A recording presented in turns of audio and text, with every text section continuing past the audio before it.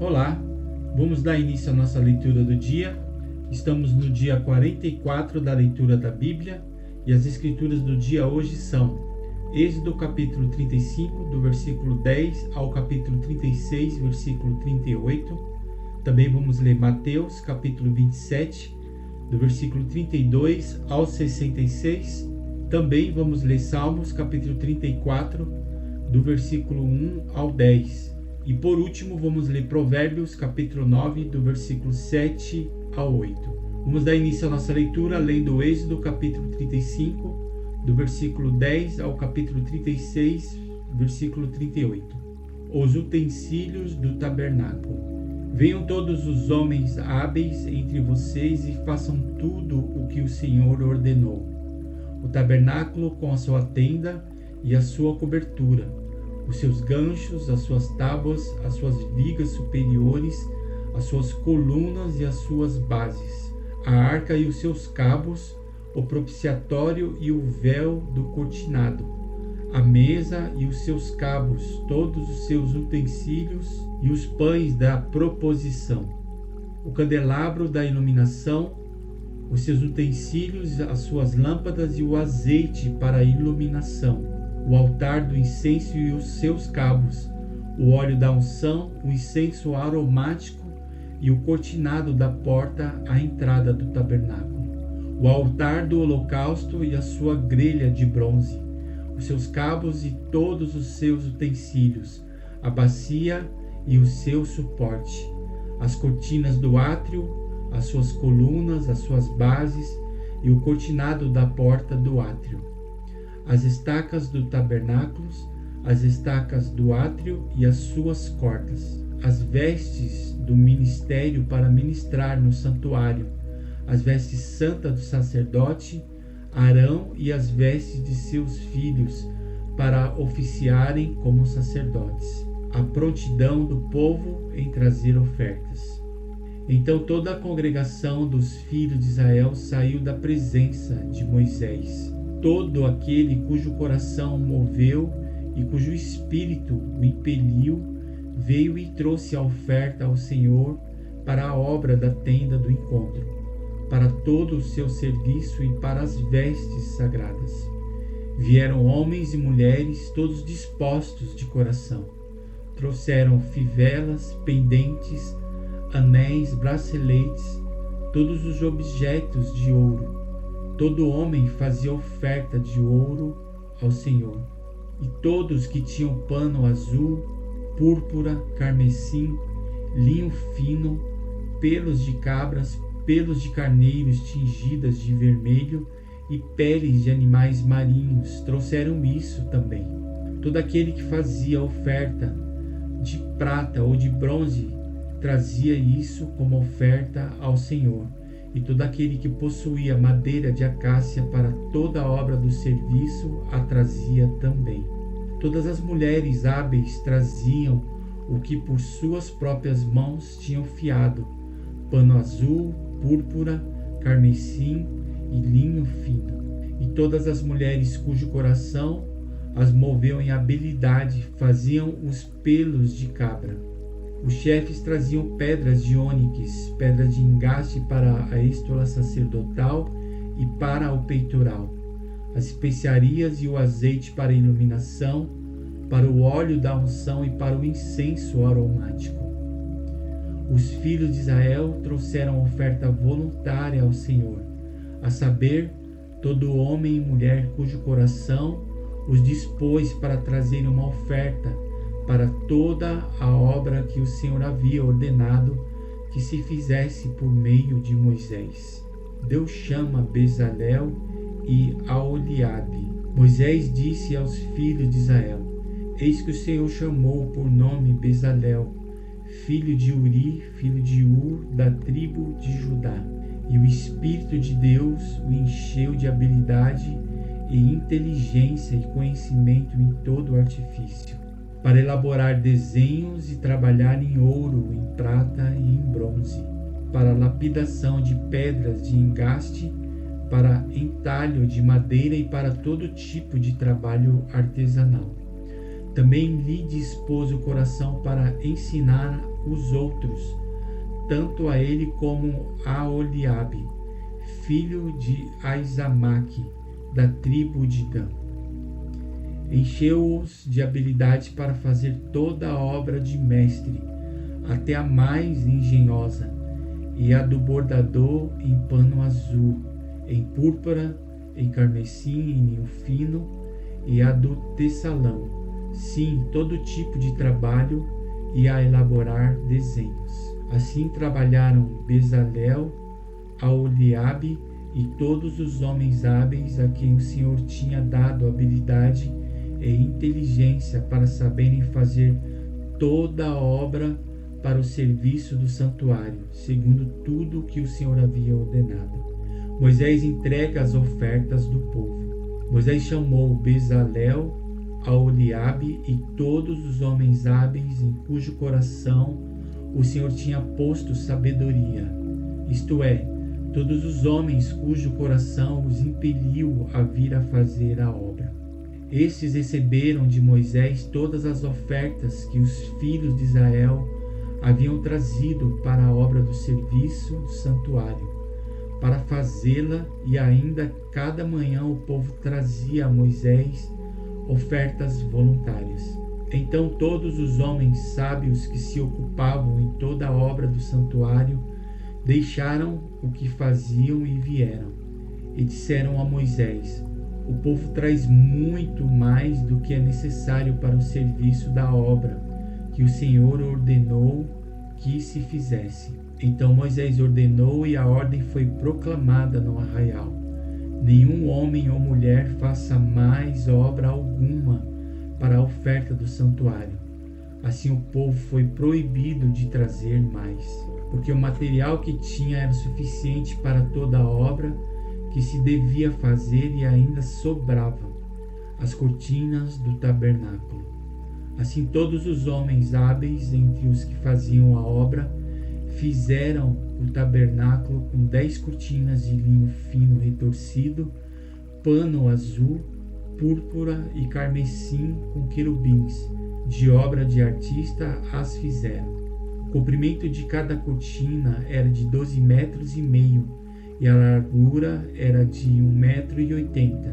Todas as cortinas tinham a mesma medida.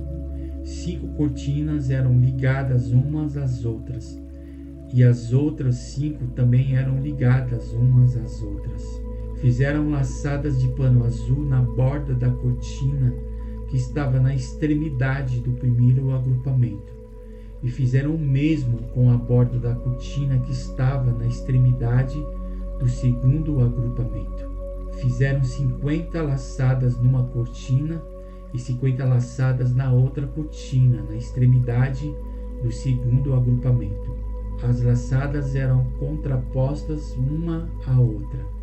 Fizeram 50 colchetes de ouro, e com as quais prenderam as cortinas uma à outra, e o tabernáculo passou a ser um todo. Fizeram também de pelos de cabra cortinas para servirem de tenda sobre o tabernáculo. Fizeram 11 cortinas. O comprimento de cada cortina era de 13,30 metros, e a largura era de 1,80 metro. As 11 cortinas tinham a mesma medida. Juntaram 5 cortinas entre si, e de igual modo as 6 restantes. Fizeram 50 laçadas na borda da cortina que estava na extremidade do primeiro agrupamento, e 50 laçadas na borda da cortina que estava na extremidade do segundo agrupamento. Fizeram também 50 colchetes de bronze para ajuntar a tenda, para que viesse a ser um todo. Fizeram também de peles de carneiro tingidas de vermelho uma cobertura para a tenda, e outra cobertura de peles finas, a cobertura de peles e as tábuas. Fizeram também de madeira de acácia as tábuas para o tabernáculo, as quais eram colocadas verticalmente. Cada uma das tábuas tinha 4,5 metros de comprimento e 67 centímetros de largura. Cada tábua tinha 2 encaixes para que se pudesse ir uma tábua à outra. Assim fizeram com todas as tábuas do tabernáculo. No preparar as tábuas para o tabernáculo, colocaram 20 delas para o lado sul. Fizeram também 40 bases de prata debaixo das 20 tábuas, 2 bases debaixo de uma tábua para os seus 2 encaixes, e 2 bases debaixo de outra tábua para os seus 2 encaixes. Também fizeram 20 tábuas ao outro lado do tabernáculo, para o lado norte, com as suas 40 bases de pratas, 2 bases debaixo de uma tábua e 2 bases debaixo de outra tábua. Para o lado posterior do tabernáculo, o lado oeste, fizeram 6 tábuas. Fizeram também 2 tábuas para os cantos do tabernáculo, na parte posterior, as quais por baixo estavam separadas, mas em cima se ajustavam à primeira argola. Assim se fez com as 2 tábuas nos 2 cantos. Assim eram as 8 tábuas com as suas bases de pratas, 16 bases.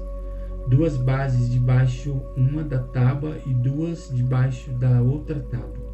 Fizeram também travessas de madeira de acácia, 5 para as tábuas de um lado do tabernáculo, 5 para as tábuas do outro lado do tabernáculo e 5 para as tábuas do tabernáculo ao lado posterior, que olha para o oeste. A travessa do meio passa ao meio das tábuas, de uma extremidade à outra.